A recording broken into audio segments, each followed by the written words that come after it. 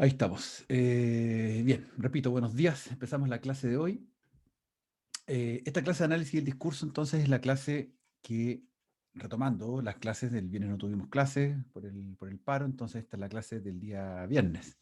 En ese sentido, dos cosas, dos anuncios. Primero, que la clase va a seguir en la lógica de los modelos integrales de producción y análisis del discurso. Vamos a revisar qué pasa con esos modelos en la actualidad. Vamos a revisar a Nancy Duarte, particularmente Resonate. eh, Vamos a revisar su modelo y vamos a también trabajar, por supuesto, pensando en la evaluación número uno, que es, que si ustedes recuerdan, la evaluación estaba pautada para este viernes y ahora la vamos a cambiar para el lunes, obviamente porque nos falta una clase entre medio, que es la clase número 7, que es la clase que va a ser este próximo viernes. De tal forma que así ya tenemos en la primera unidad cubierta. La evaluación 1 es una evaluación que lo que hace es que ustedes puedan hacer un análisis de caso, que les voy a entregar un caso para analizar y lo vamos a aplicar de acuerdo a las cosas que hemos visto. Lo, Toda la información que hemos visto a la fecha, no les voy a preguntar de memoria cosas, porque más bien es un trabajo de análisis, y por eso está en pareja, porque ustedes puedan conversar, discutir y ponerse de acuerdo de qué forma abordar. Y es por eso que vamos a pasar rápidamente a la clase misma, cosa de que ustedes vean cuáles son los elementos con los que vamos a ir trabajando. Ya ustedes tienen páginas sugeridas de lectura, y yo ya les voy a dejar otras páginas sugeridas. En el Moodle va a quedar cargado entonces la presentación, un texto con algunos conceptos de algunas páginas sugeridas para ir apuntalando acá, más links de videos que les voy a dejar también acá mismo en la presentación. Bien, repito entonces, la idea de la primera evaluación va a ser que podamos aplicar lo que hemos visto en el análisis concreto de un caso de estudio de producción discursiva. ¿Ya? Y la primera pregunta que les planteo es que, ¿cuál sería el rol del orador, oradora, en el caso de la presentación discursiva? Y aquí les pregunto también, ¿se acuerdan que revisamos en la primera clase o segunda clase a Crystal y él hablaba de los tres grandes momentos discursivos? Javiera, ¿te acuerdas de eso? ¿Te acuerdas cuáles eran esos tres momentos? No, la verdad, ¿No? no he ¿Felipe? repasado. ¿Ya? ¿Felipe, te acuerdas de esos momentos? ¿Ese es tu perro, Felipe, que le gusta tomar Pepsi en bombilla? ¿O no? No, profe. No, no No, es no mi es tu perro. perro. Tienes que Y... haberme dicho que sí, para crear mística. no, ¿Ya? no, ¿Te no puedo acuerdas de los mentir. tres momentos? No, tampoco me No, acuerdo. no tampoco. Sofía, ¿ese es tu perro, de verdad? Sí, mi perrita. Tu perrito, ya. Es así. Es así. Ya, estos son los tres momentos. Contextualizar, ser parte de la causa y dirigir acción en conjunto.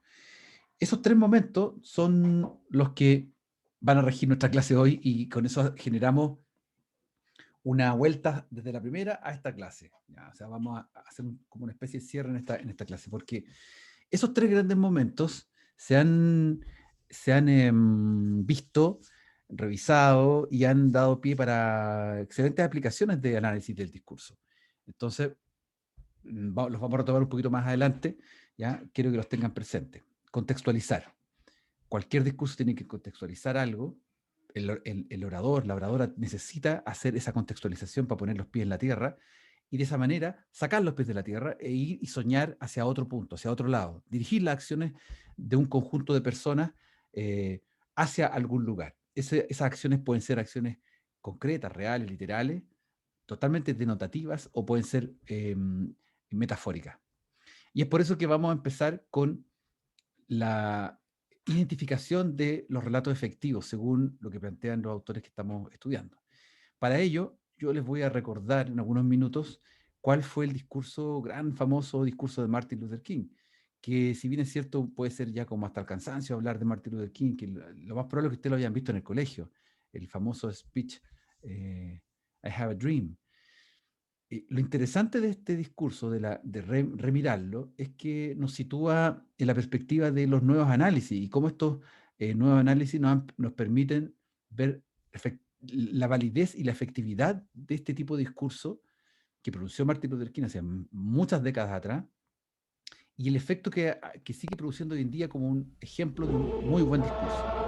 Vamos a ver algunos minutos y retomamos. Ahí está. ¿Escuchan, cierto? ¿Escuchan y ven bien? Sí. At this time, I have the honor to present to you the moral leader of our nation.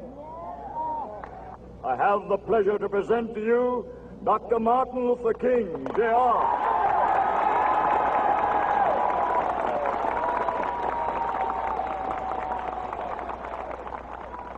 I am happy to join with you today in what will go down in history as the greatest demonstration for freedom in the history of our nation.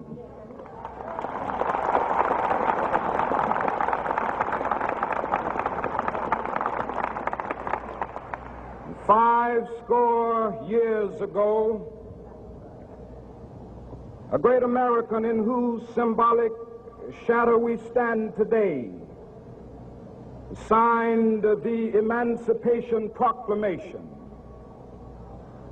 This momentous decree came as a great beacon light of hope to millions of Negro slaves who had been seared in the flames of withering injustice. It came as a joyous daybreak to end the long night of their captivity. But 100 years later, the Negro still is not free. 100 years later, the life of the Negro is still sadly crippled by the manacles of segregation and the chains of discrimination.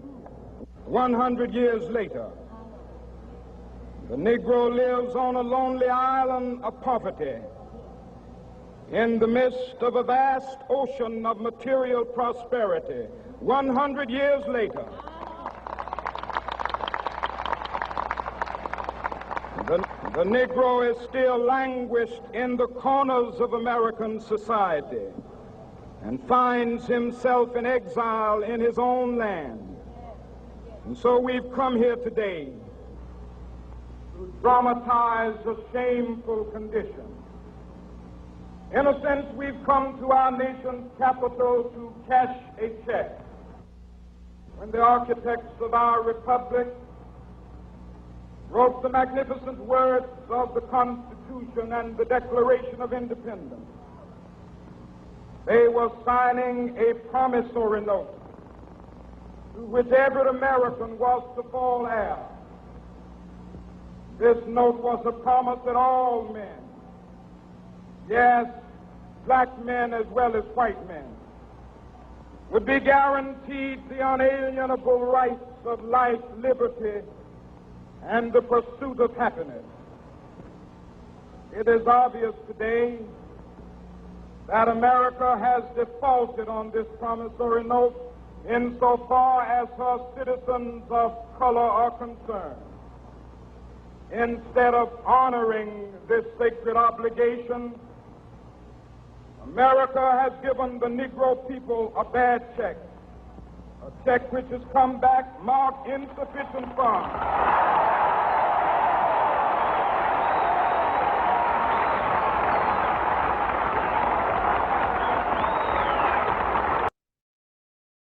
Bien, ahí está la metáfora del cheque, del cheque. Fíjense, o sea, no sé si lo escucharon alguna vez y recordar ahora, es bien interesante cómo aparecen hoy día con la distancia, con revisando y escuchando tantos discursos, aparecen unas metáforas muy significativas, muy potentes, como la metáfora del cheque. O sea, qué cosa más obvia, clara, decir que literalmente me están metiendo la mano en el bolsillo porque no me están dando lo que necesito, mis derechos se los están llevando para otro lado, y qué mejor decirlo que con la idea de un cheque que no ha sido pagado. También Bueno, habla mismo de los Negro y habla como de una manera, como despectivamente se trata a la sociedad y de manera incluso muy genérica. ¿Ustedes se acuerdan? ¿Habían revisado este discurso en algún momento? Juan, ¿habías revisado este discurso en algún momento? Mariano, Eh, Natalia. Como que me suena mucho a varias partes, pero no recuerdo alguna instancia en No, no particular de haberlo recuerdo. visto. Ya, sí, lo más probable es que lo hayan visto. Bueno, no en el detalle. ¿Alguien se acuerda, lo leyó y tiene algún recuerdo de algo que le haya llamado la atención de este discurso? Porque es un discurso bien clásico que se ve mucho en el colegio, de hecho. ¿Alguien tiene ese recuerdo? Coméntenme, por favor. ¿Nadie lo vio? Creo que no. ¿No? Ya, entonces es un discurso que hay que darle una mirada. Pueden googlear Martin Luther King, su discurso Tengo un sueño. Lo que impresiona harto de este discurso, porque el discurso fue muy famoso, y esto les digo así muy rápido en 2 líneas, es que fue un discurso que asentó la base de la contracultura, en el sentido de que todos los movimientos sociales eh, se concatenaron en este discurso. No solamente él estaba defendiendo a los afroamericanos de los derechos civiles, por los derechos civiles que no eran respetados, sino que estaba toda una serie de manifestaciones culturales en ese momento, de desventajas sociales, de injusticia, eh, es- se plasmaron en él, en la figura de él. Por eso fue tan poderoso y tan peligroso que finalmente lo asesinaron. Y su discurso, este en particular, tiene una gran potencia significativa porque la manera retórica en que él presenta la información es a través de estos movimientos que les presenté al inicio, los 3 grandes movimientos, que es hoy día, todos los discursos, hago el paréntesis, todos los discursos de 1 de Mayo tienen la lógica literal del contexto en el que estamos, de lo mal que estamos siendo tratados, de las desventajas con las que vivimos y de la injusticia, y por lo tanto tenemos que movilizarnos y luchar literalmente para obtener un mejor pie y una base sólida, equitativa, justa. Ese tipo de discurso puede parecernos muy majadero si es que lo dice alguien ocupando palabras manoseadas o si lo dice con un interés muy personal, muy egoísta, uno lo nota inmediatamente. Pero ¿qué pasa cuando alguien nos entrega ese mismo discurso, con los mismos elementos, pero le pone una cuota de creatividad, de innovación, de una nueva manera de decirlo? Ahí nos encantamos y nos maravilla. En ese sentido es que el discurso de Martin Luther King ha sido ultra plagiado estructuralmente y en términos de sus propios recursos. Por eso que lo vamos a revisar en las mismas palabras de Nancy Duarte, cómo ella hace el análisis de este discurso. Previamente a eso, les quiero mostrar que en el libro Resonate, en las páginas 194-210, está el caso, para que le den una mirada visualmente y gráficamente en texto, digamos, el análisis que ella hace. Y Nancy Duarte toma 3 elementos de la retórica clásica. Dice, los componentes de la credibilidad, la emoción y lo analítico están presentes en todos los discursos hoy en día, si no es imposible que reaccionemos. Y eso es por eso que ella habla de resonate en su libro. El concepto resonate lo ubica como este concepto como cuando ustedes tienen un parlante y arriba del parlante ponen sal y al parlante le dan todo el volumen y explota la música, esa vibración que se va a producir en lo que ustedes pongan arriba del parlante, esa es la resonancia. O sea, él muy literalmente ocupa esa imagen para decir que cada cosa que uno hace va a repercutir en el otro, querámoslo o no lo queramos. Para esto, básicamente establece que hay 3 cuestiones fundamentales. Primero, toda presentación está anclada en una emocionalidad o en un componente analítico. Y eso hace que la audiencia reaccione o resuene ante aquello. Si consideramos un discurso tipo Steve Jobs, como el que revisamos en la clase anterior, en que hay todo un high-tech, tecnología, bonitos salones, presentaciones PowerPoint, etcétera, etcétera, ahí tenemos una aproximación mucho más analítica. Si bien es cierto, hay harto componente emocional, hay harto componente de no racional, no lógico. Ustedes se acuerdan cómo la gente saltaba, gritaba, y él decía cosas, tiraba estas frases como para el bronce, y la gente funcionaba emocionalmente. Pero en esencia es un discurso analítico, porque trataban de ponernos estadísticas, hechos, problematizaciones desde el punto de vista analítico que deben ser resueltos de una manera innovadora. El discurso de Martin Luther King es más visceral. apela mucho más al corazón de carne y hueso, más que al corazón metálico del otro discurso, ¿ya? Y eso hace que haya tenido una repercusión tan potente durante tantos años y ha sido tantas veces replicado como un ejemplo de un discurso que conmueve, emociona, que lleva a la gente de un lugar a otro en un viaje visual y un viaje sonoro, de palabras, de emoción, etc. El segundo componente que habla Nancy Duarte es el vaivén de los 3 momentos discursivos. Es decir, cada vez que un discurso exitoso o efectivo se plasma como tal, es que manifiesta este movimiento del what is, what could be, and the new bliss. O sea, lo que es hoy, la tremenda embarrada que tenemos hoy en día en el sistema de salud. Lo que debería ser un sistema de salud público para los chilenos. Lo que sigue siendo hoy. Lo que debería ser, de nuevo, lo que debería ser la educación pública, etc. Ese discurso, que lo van a tomar todos los candidatos presidenciales, y nosotros nos vamos a sentar nuevamente en tribuna, para atrás, mirando y escuchando qué es lo que nos dicen. Y van a ocupar este mismo esquema, tal cual. Van a plantearlo algunos de una manera más virtuosa, más asesorado, mejor asesorado, otros no. Algunos nos van a chocar, otros los vamos a amar, pero nos van a plantear este esquema discursivo, donde nos van a entregar la buena nueva, el Evangelio. ¿Ya? Nos van a entregar una maravilla final. Y eso se puede aplicar al discurso religioso, el sermón de la misa del día domingo, se aplica al discurso político, claramente, se aplica al discurso artístico, cultural, ¿ya? ¿Por qué la gente echa tanto de menos ir a conciertos, por ejemplo? Uno diría, pero los conciertos son totalmente necesarios, uno puede escuchar música en su casa, pero a la gente le gusta ir a conciertos, ¿por qué? Porque se vive una experiencia mística. Hay algo ahí, hay algo religioso en el concierto, el escenario y todo el podio, es algo religioso. Se produce esa sensación de como que uno se va con una buena nueva, con una energía nueva. ¿Preguntas, comentarios hasta acá?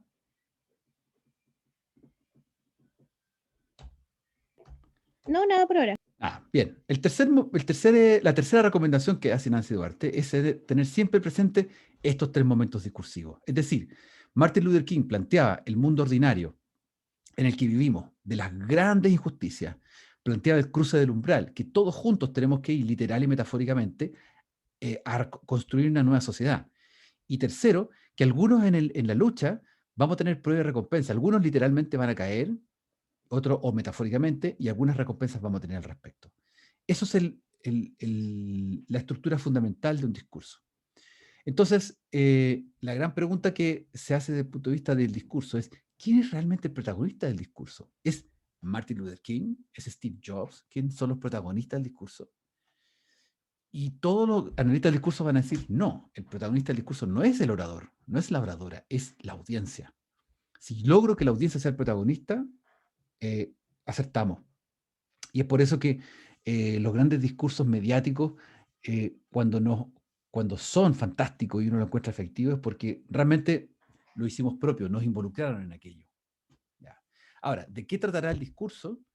Esa es materia de análisis, porque el discurso puede tener un contenido X, pero estructuralmente puede funcionar de la manera en que lo estamos analizando. O sea, el contenido va a ser siempre, ojo, es distinto acá, el contenido va a ser siempre un medio, una excusa para hacer que nosotros vivamos una experiencia de este vaivén, de este ir hacia la buena nueva que nos quieren entregar, que puede ser una buena nueva netamente emocional, ni siquiera puede ser algo que sea,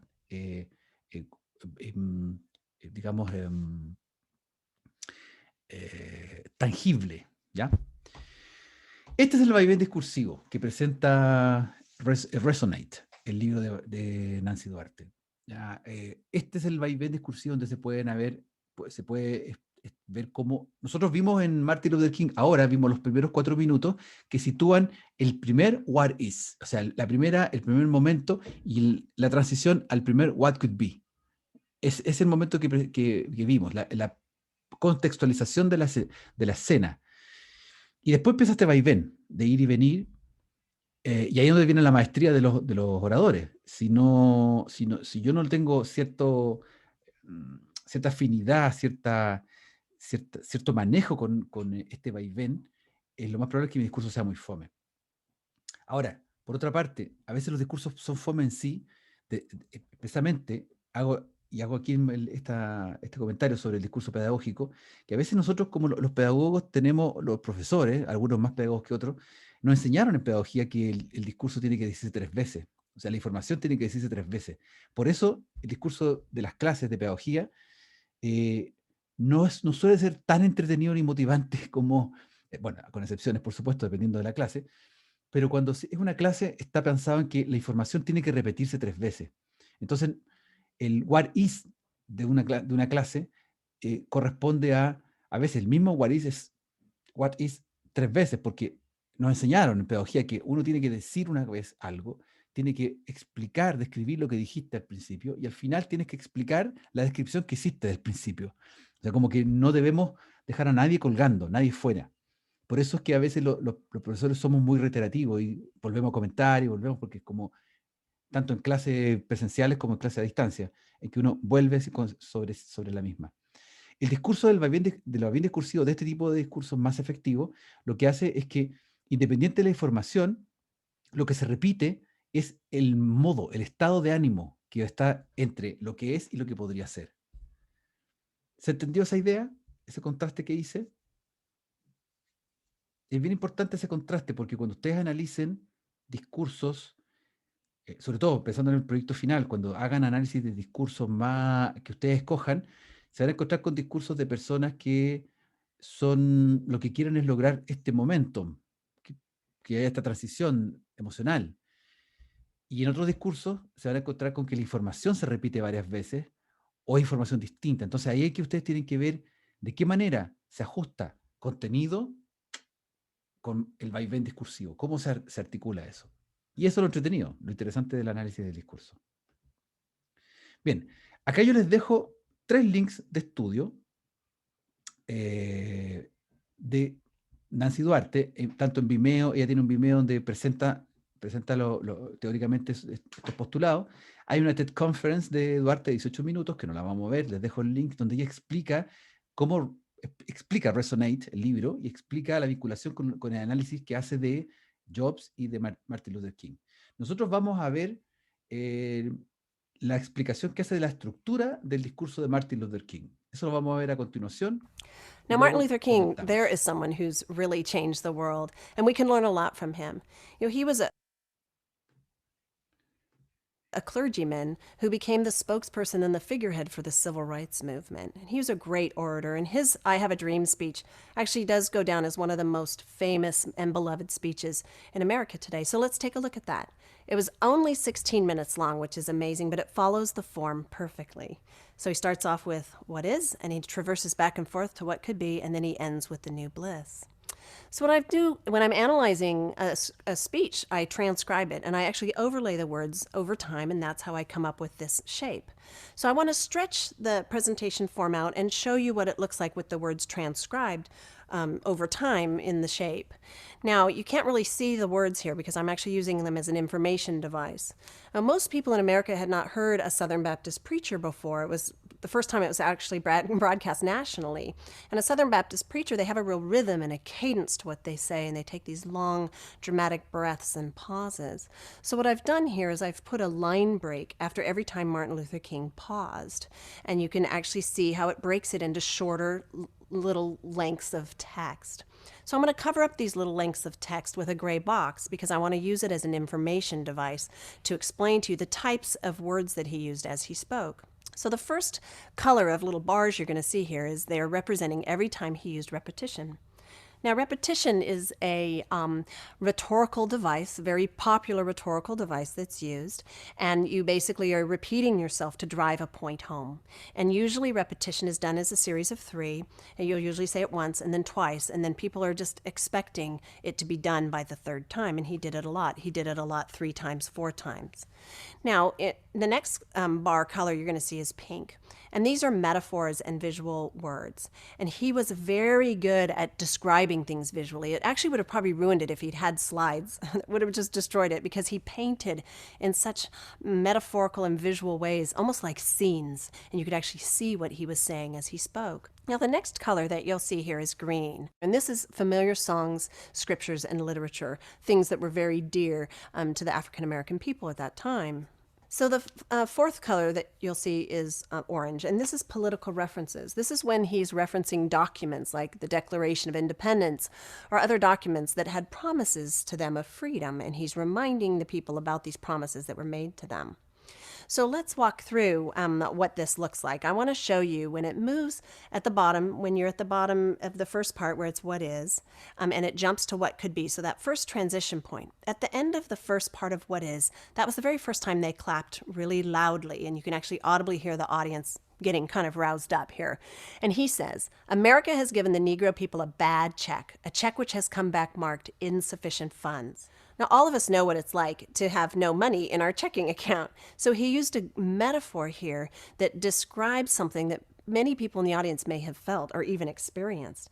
And he says that at the end of what is. And then the response to that, it's like a call and response.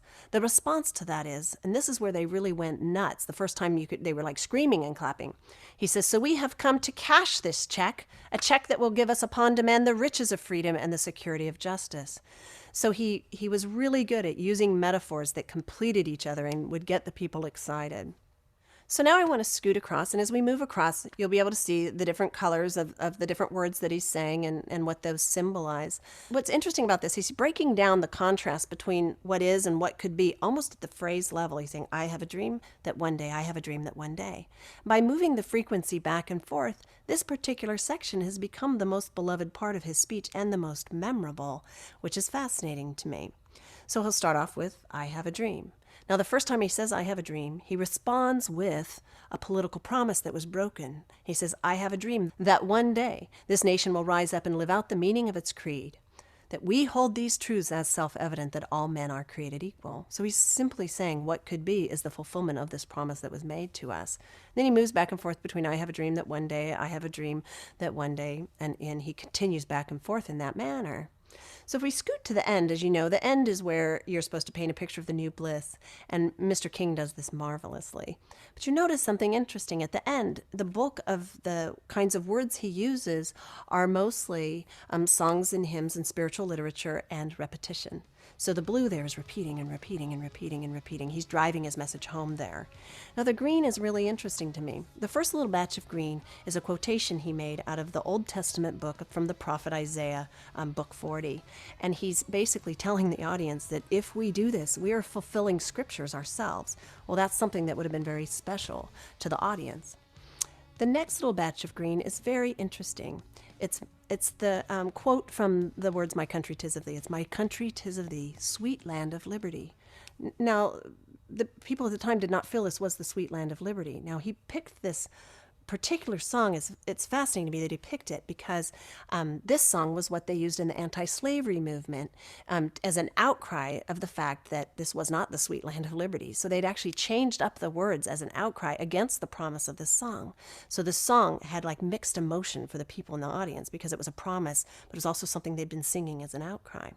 So the little third patch of green there is where he repeats a stanza from My Country 'Tis of Thee.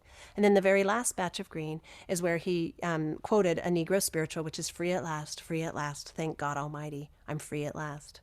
So it's so amazing about the ending and the way he constructed it is that he used things that were precious to the audience, scriptures and songs and hymns, and repeated things that were resonating already very deeply inside the audience. And he reached in and he touched those things that were precious to them. And that's why his speech reaches such a frenzied climax at the end. He's a masterful communicator. So, Martin. Bueno, se fijan, interesante ver el modelo. ¿Qué les parece? ¿Qué les parece lo que estamos viendo? A mí personalmente me pareció súper interesante el cómo pudo dividir cada parte de un discurso, incluso enfocándose en algo como las pausas o lo que decía, metáforas, es igual. Siento que es más fácil poder dividir lo que alguien habla si se enfoca como en esos aspectos que eran pausa, repetición, metáfora, experiencia política. Sí. Sí, interesante. Súper interesante aplicar un modelo de esta naturaleza, fijándose, es muy léxico, si tú quieres, porque hace una especificación de palabras, pero netamente es una interpretación de qué hacer con todas esas palabras, y esas frases, esas oraciones y esas declamaciones ¿Cuál es la funcionalidad comunicacional? Es muy interesante eso. Gracias, Fernanda. ¿Algún otro comentario, por favor? Me gusta cómo lo expone visualmente porque también se hace más Ujú. fácil de entender. Exacto. Sí. Bueno, por eso me gusta a mí también este Sí, modelo, el tema porque de los hace colores. un gran aporte al análisis discursivo. Nos saca de la lógica del texto solamente, de poner miles de palabras para poder expresar, que está bien, uno puede leer y entender el análisis, pero acá visualmente es un gran aporte porque nos entrega cómo un orador es capaz de ir imaginando y pensando y lanzando sus imágenes visuales a la gente, y la gente va tomando esas imágenes. Y eso hace que el discurso funcione. ¿Algún otro comentario, por favor? Yo voy a volver al principio ahí, donde están los tipos. ¿Qué más? ¿Se sienten capaces de hacer un análisis así? Valentina, Cristóbal, Daniela, ¿se sienten capaces de hacer un análisis de La esta verdad es que naturaleza? no. ¿No? No, porque no entiendo eso de cuando lo que puede ser y más bien lo que es y lo que podría ser no lo entiendo. ¿No lo entiendes? ¿Alguien podría comentar eso? Lo que es y lo que no puede ser y lo que podría ser. Con sus No sé palabras. si estoy en lo correcto, Sofía, como con ese tipo, o sea, con lo que entiendo yo, ya. pero siento que es como en lo que es como lo que está pasando en la realidad, lo que podría ser es lo que quieren tratar de introducir por medio del discurso, lo que quiere, a lo que querría llegar, por ejemplo. Exacto, exacto. Es tal cual. Eso es Sofía, Cristóbal, eso es. Como les comentaba, pues el discurso podría ser, o sea, todos los discursos de campaña política van a ser como sigue. La educación en este país está en deuda. La educación pública está en deuda. Nosotros somos responsables de que sí, hemos hecho mal, hemos gobernado mal, nos hemos preocupado de ustedes, pero ahora nos preocuparemos y haremos que esta educación, bla, bla, bla, bla, bla. ¿Fijan? Ese es qué es lo que es hoy y lo que va a ser mañana. Entonces, les decía, va a ocurrir que nos vamos a topar con un montón de discursos que van a tener esta lógica de el contexto hoy día y lo que es mañana. Entonces, ¿qué es lo que nos pasa que nos provoca urticaria o nos provoca agrado? Es cuando alguien, por ejemplo, un personaje de derecha dice que este país está ideologizado, está lleno de comunistas que quieren que esto eh, se rompa, se quiebre. No, tenemos que salvaguardar esta institucionalidad para ir paso a paso construyendo con la economía, bla, bla, bla. Versus decir, o sea, sigue una reproducción del modelo capitalista, egoísta, individualista. Necesitamos cambiar las reglas del juego mínimamente, no la economía, pero queremos cambiar reglas del juego, que bla, bla, bla. Entonces, frente a esos dos discursos que acabo rápidamente de esbozar, yo hice el mismo ejercicio de situarme en un contexto, pero con un contexto que es significativo para ti y no para ti, y viceversa. Entonces voy buscando cuáles son mis auditores. Lo que hace maravilloso el discurso de Martin Luther King, como estructura y como vaivén discursivo efectivo, es que fíjense que tiene repeticiones, que es la retórica clásica, repeticiones, que, como les comentaba hace unos minutos atrás, los profesores del discurso pedagógico está muy basado en la repetición, porque quiere que asegurarse que todo el mundo esté escuchando, que no se lo pierda. Metáforas, palabras visuales. Por ahí Nancy Duarte dice, si Martin Luther King hubiese tenido PowerPoint, tal vez lo habría echado a perder el discurso, porque él lograba que la gente se imaginara. Canciones, esto último que comentaba sobre las canciones, el final del discurso con estos imagen verde, canciones familiares, canciones que pertenecen a la cultura, alusiones a letras, a cánticos, la manera en que él también, su ritmo de hablar es un ritmo, según Nancy Duarte, del predicador bautista del sur, que es distinto a otros. En fin, referencias políticas que son claramente, ayudan al contexto de pronunciación, de enunciación del trabajo. Bueno, aquí tienen, yo les recomiendo que le echen una mirada después, porque tienen los elementos fundamentales del análisis discursivo que hace Nancy Duarte. el antecedente para llegar a este vaivén, que esto también les puede ayudar a Cristóbal y, no sé, alguien más que pueda tener la duda todavía, es que este es el antecedente para llegar al vaivén discursivo del qué es lo que es hoy día y qué va a ser después. Muy clásico, la famosa pirámide de la comunicación, de la manera de contar historias que postuló Gustav Freytag en algún momento, en que, siglo pasado, en que la exposición o el inicio tiene que mostrar un estado de las cosas. Generalmente un estado bien catastrófico, paupérrimo, desvalido, insuficiente, con problemas, con dramas. Se incrementa una acción hacia un clímax, y en que esa acción hay participantes que van interrelacionándose con su accionar para llegar a un clímax y una resolución en que se plantea la novedad, lo nuevo de las cosas.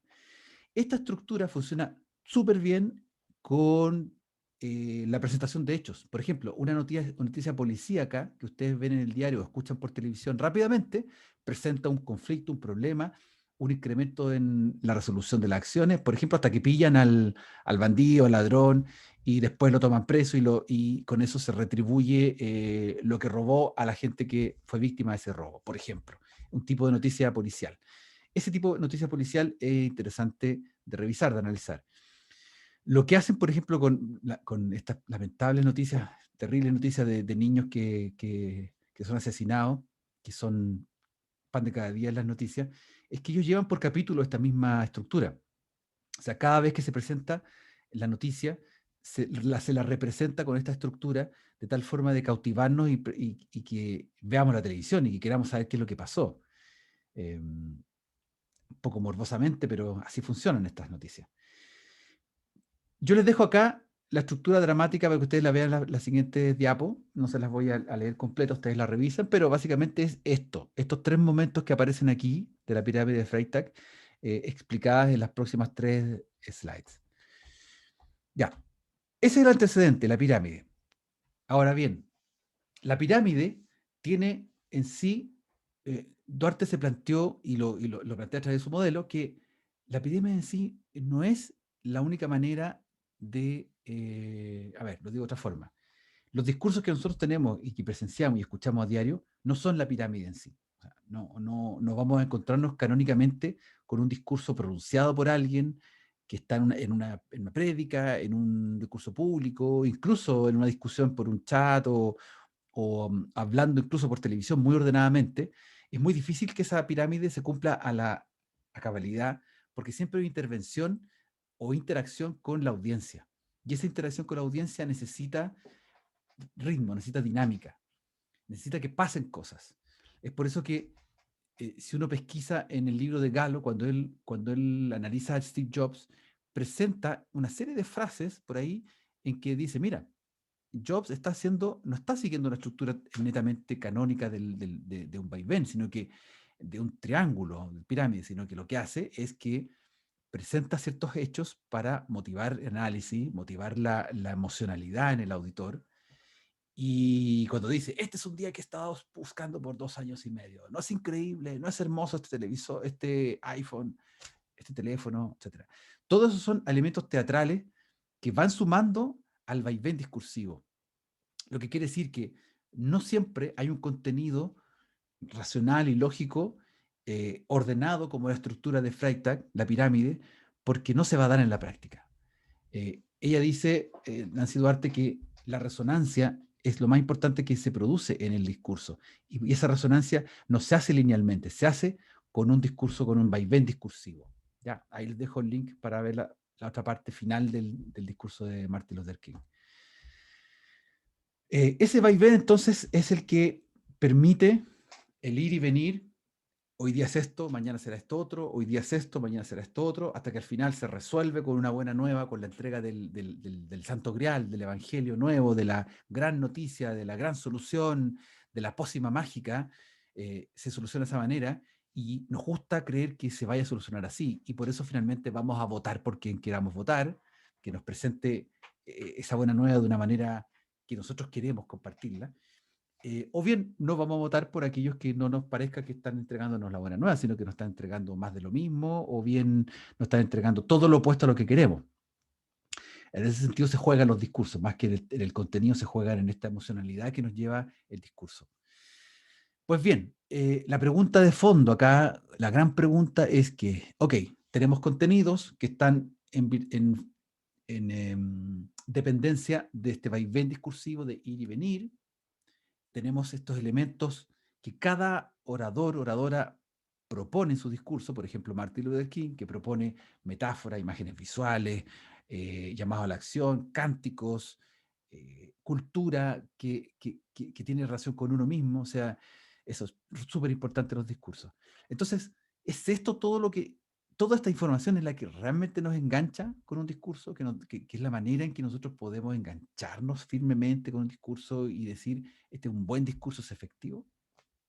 Entonces acá yo cito, para terminar acá la clase, a Teun van Dijk, que es un gran lingüista holandés, muy avecindado, conocido en Chile porque ha venido muchas veces y ha hecho muchas cosas acá en Chile. Es un políglota, habla 5 lenguas, entonces todo lo que él ha escrito en holandés, inglés, alemán, él mismo lo ha traducido al español, entonces tenemos de primera fuente muchas cosas. Yo voy a tomar de un texto que les voy a dejar en el Moodle también, un estupendo texto que hace un viaje personal desde la gramática al texto, al análisis del discurso, presenta su visión sobre las dos disciplinas. Les recomiendo ahí que se lean las 8 primeras páginas, porque lo que vamos a revisar a continuación para finalizar esta clase son aquel engranaje semántico discursivo que permite revisar por qué nos enganchamos con historias que nos cuentan en cualquier discurso. Todos somos buenos para contar historias. Cuando estamos conversando con nuestros amigos, amigas, decimos, contamos una anécdota y si todos nos prestaron atención y yo sigo la anécdota y la gente se empieza a reír, quiere decir que logré enganchar a la gente con mi historia. ¿Cómo lo hice? Bueno, acá Van Dijk nos explica un poco, yo estoy tomando algunas palabras de él para poder explicar. Primero, todas las oraciones de los textos establecen coherencia y significado, ¿cierto? O sea, eso es un gran check. Cualquier texto que esté bien coherente con conectores, que se hable de un tema y se siga esa línea semántica coherente, nos va a entregar significado y vamos a estar súper claros que ese texto funciona. Ok, bien. Pero el punto está en que cuando uno analiza el discurso, necesariamente hay que prestar atención a las relaciones entre las cosas, es decir, aquellas cuestiones que están más allá de la oración, fuera de la oración, y que son los elementos referenciales de las oraciones. ¿Ya? Esos elementos referenciales de las oraciones tienen que ser, no sé, estamos hablando de Martin Luther King en este momento, tenemos que tener una imagen referencial de él, una foto, un video, saber más o menos quién era, quién fue, qué hizo, por qué lo mataron, por qué su discurso es tan famoso. Es decir, son cuestiones que están al margen del texto mismo. Y de esa forma podemos conocer. Entonces, Van Dijk toma una noción de la semántica formal y lógica y filosofía para hablar de la pertenencia de esos significados a un mundo posible en particular. O sea, cada cosa que nosotros decimos y entendemos como tal, que funciona en nuestra mente, discursivamente hablando, debe estar ligada a un mundo posible, donde aquellas cosas funcionan. Si nosotros no tenemos ninguna noción de la contracultura de los años 60 a nivel mundial, ok, no vamos a entender el fenómeno a nivel mundial, pero si la entendemos lo que pasó en Chile, lo que pasó en Estados Unidos justamente con el movimiento de la reivindicación de los derechos civiles por todos los afroamericanos, que eso sí es conocido, entonces sí podemos entender el discurso de Martin Luther King como ocurrido en un mundo posible, particular. Pues bien, Theo van Dijk y los psicólogos, los psicolingüistas hablan de que existe una proposición de base en toda oración. ¿Ya? ¿Se acuerdan? ¿Vieron proposiciones en semántica o en gramática del texto? El concepto de proposición. Juan, ¿vieron ese concepto en semántica o gramática del texto? Honestamente no me suena, ¿No te pero acuerdas? quizás lo pasamos y no me acuerdo. ¿Lo vieron? Sí, sí. Bueno, No, a mí tampoco me suena. No, tampoco te suena. Ya, la proposición, semánticamente hablando, en términos de semántica formal, es una unidad de significado que se desprende de una oración o de una serie de oraciones.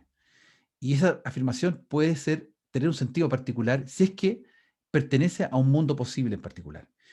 Entonces, si nosotros decimos que una oración es Juan toma su taza de café, ya, tomó su taza de café. Juan toma su taza de café. Esa es una oración que tiene un sentido y es una proposición.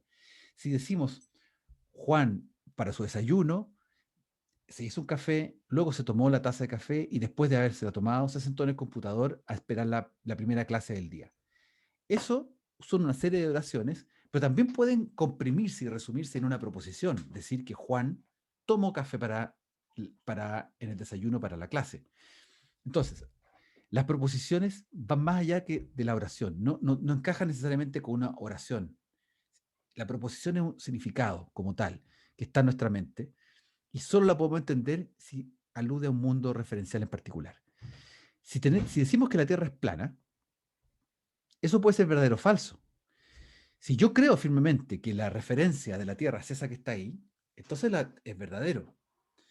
Pero si yo tengo evidencia efectiva, referencial, de que la Tierra no es plana, que la Tierra es redonda, y ni siquiera redonda, sino que tiene un tipo de circunferencia particular, como todos los planetas que orbitan el sistema solar, entonces la afirmación de la Tierra es plana es falsa. Los terraplanistas, ¿han escuchado hablar de los terraplanistas? Ninguno un terraplanista por acá, me imagino, ¿cierto?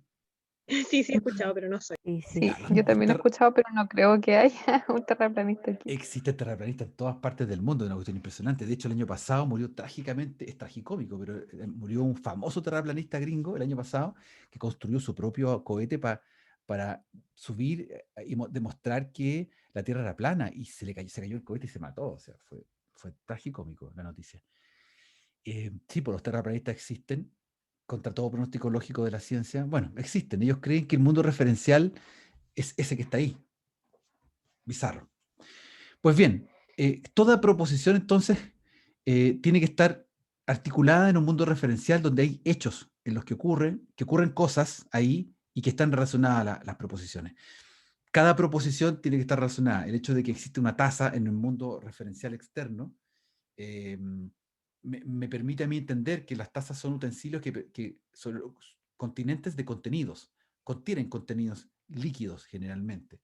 Entonces, si eso está en el mundo referencial, perfecto, funciona. Entonces, si tenemos una proposición en que se dice que Lady Gaga es una artista seguida por millones, es una proposición. Yo no conozco a Lady Gaga, no está en mi mundo referencial Lady Gaga, pero si la conozco, lo más probable es que la manera en que yo pueda, el fact, que me permita identificar que Lady Gaga es seguida por millones de personas, lo puedo constatar en su Instagram y ver que tiene 47,4 millones de seguidores. O sea, parece que es una persona que sí es famosa y que sí es seguida por mucha gente. No sé si tiene méritos o no, pero el hecho es evidente, es una referencia posible, en un mundo posible donde existen redes sociales que estadísticamente muestran los seguimientos de personas. Si yo a esto le agrego el hecho de que Lady Gaga es además una gran actriz, tendría que ver en qué parte funciona eso. Entonces, efectivamente, hay una película en que ella apareció y que le fue muy bien y tuvo un éxito de crítica porque parecía una gran actriz. Ahora, esto funciona desde el punto de vista proposicional y desde el punto de vista de los hechos fácticos. Funciona en un mundo posible. Y aún más, existen dos presuposiciones o dos suposiciones anteriores a las proposiciones que nos permiten enganchar no solo el hecho con la proposición, sino que nos permiten entender la proposición en sí. Y estas dos presuposiciones son, la primera, Lady Gaga es el nombre de una persona que es artista y que como artista ha trabajado para serlo y para tal vez lograr esa popularidad que tiene hoy. Segundo, como decimos que es además una gran actriz, podemos entender que ha incursionado en el cine con harto éxito, pero que no es una actividad prioritaria en su vida, es secundaria. Esas son las presuposiciones que se activan por medio de mecanismos de inferencia. Si yo no conozco a Lady Gaga y me dicen que además es una gran actriz, estoy totalmente perdido porque no sabría si es una actriz o es una artista, o es una música, o es productora, lo que sea, no lo sabemos. Pero puedo inferir de que si me están diciendo que además es una gran actriz, o sea, puedo inferir que imaginarme cosas. Bueno, las presuposiciones son entonces estas inferencias que no están argumentadas explícitamente en el texto, pero que se pueden obtener por inferencia. ¿Cuántas veces hemos tenido malos entendidos por las presuposiciones? O porque supuestamente entendemos mal. ¿Ya? Yo digo, voy a seguir con la metáfora del café y el desayuno. Es decir, qué rico, me levanté hoy día, no sé, hoy día Ana se levantó y dijo, voy a tomar un rico café con leche, porque ayer me quedó súper claro que había leche en el refrigerador. Y se levanta y va al refrigerador, lo abre en la mañana y se encuentra con que no hay leche. Y le reclamas a tu mamá, a tu papá, decía, pero ¿cómo? ¿No hay leche? ¿Tú dijiste que había leche? No, ¿cuándo te dije que había leche, Ana? No había leche. Pero ayer tú dijiste, yo ayer dije, sí, voy a comprar leche, pero no dije que la había comprado, dije lo voy a comprar en el futuro. Ah, ¿cuál fue el malentendido? Que Ana presupuso, infirió que el hecho de que su madre o padre dijera voy a comprar leche, eso se hizo, pero no se había hecho. Entonces tenemos un malentendido. Y eso es lo que ocurre todo el tiempo con los llamados malos entendidos. Es decir, son construcciones personales. Es por eso que Van Dyck, junto a los psicólogos cognitivos y psicolingüistas, estudiaron esta relación. Nosotros archivamos en nuestra memoria toda esta información, la comprimimos como en clusters. Entonces, sumamos presuposición con proposición y hacemos una representación mental de aquello. Entonces, es muy probable que las dos proposiciones y presuposiciones que tenemos sobre Lady Gaga, nosotros se las podamos contar, verbalizar a otras personas, pero con nuestras propias palabras. ¿Eso qué quiere decir entonces? Que cada vez que recopilamos información, construimos la información de nuevo y la relacionamos en un mundo posible, donde esas proposiciones funcionan en hechos muy puntuales, muy particulares. De tal manera entonces que recordamos y usamos la información porque nosotros mismos la construimos. ¿Por qué enganchamos con la historia que nos cuentan en un discurso? Porque nosotros mismos hemos construido la información previamente. O sea, esperamos que esa información que nosotros construimos se nos vuelva a decir de una manera en que nos gusta. Esa es una alternativa. La otra alternativa es que seamos desafiados a ver con otros ojos algo que igualmente nos gusta, igualmente entendemos y conocemos. Por eso nos es tan difícil acceder a información que no conocemos. Por ejemplo, por eso el cinearte es tan complicado cuando antes existía el cinearte y uno iba a ver el cinearte, películas cinearte, a veces entraba y decía no entiendo nada, y salí y no entendí nada nunca de esta película, porque es algo que me están contando algo que no funciona con mi mundo referencial y es muy difícil entender. De tal manera que Van Dyck postula que el mundo posible es la puerta de acceso a estas nuevas historias y de tal manera así valoramos significativamente las cosas, si no, no las podríamos valorar. O por eso mismo, las valoramos o las detestamos profundamente cuando aparece un personaje con un discurso detestable. ¿Por qué es detestable? Porque rompe todo lo que es significativo en mi mundo posible. Esa es la manera en que leemos la realidad. Aplicamos un modelo mental y ese modelo mental que ya está instalado en nuestra mente nos permite leer. Por eso entonces es tan importante la educación primaria, por ejemplo. O por eso es tan importante la experiencia familiar que tenemos en nuestra primera etapa vital. O sea, si yo tuve muy mala experiencia en el colegio, por ejemplo, en kinder, primero, segundo básico, lo más probable es que mi cúmulo de experiencias relacionadas con la escuela, con el colegio, no haya sido muy buena y me haya ido mal en el colegio o haya tenido malas experiencias, haya sido muy solitario en el colegio, qué sé yo.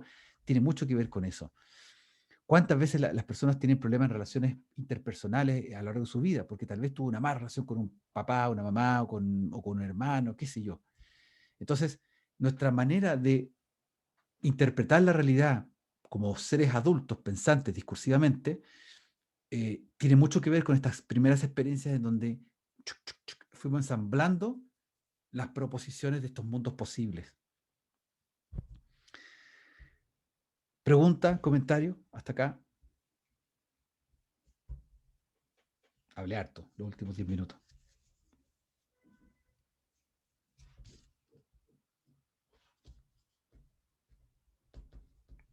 ¿No hay ningún comentario? ¿Quedó claro? Beatriz, Juan, Cristóbal. Sí, quedó claro, yo no tengo Fernanda. preguntas. Sí. Esto es lo que vamos a aplicar. parte de lo que vamos a aplicar durante la primera evaluación. Tomar las nociones de Gallo, del análisis de las 9 partes, tomar este vaivén discursivo de Duarte también, y poder revisarlo, cómo se da en un discurso concreto. Ya hemos tirado varios ejemplos. Y sobre todo, verlo desde el punto de vista de los fundamentos de los mundos posibles. Es súper importante entender que cada uno de los discursos se mueve en un mundo posible. O sea, el mundo posible de los auditores que estaban escuchando a Martin Luther King, que aludía a cánticos religiosos, por ejemplo, del sur, de la iglesia bautista del sur, fue muy importante para que ese discurso penetrara y calara fuertemente en esa audiencia. No habría escalado de esa manera si no hubiese sido así. Y le sacó roncha al otro lado, al norte blanco racista, porque obviamente es algo que no compartían y todavía no siguen compartiendo el lado fascista de la cultura de la sociedad norteamericana. Bien, pues acá quedamos por hoy. Que tengan un buen inicio de semana, que les vaya muy bien. Éxito, nos vemos pronto. Chao, Igual, profe, profe, que que esté esté bien. bien. Gracias. Igualmente, profe, muchas gracias. Chao, Gracias, profe. profe. Chao, Chao. profe, que esté Chao, bien. chao.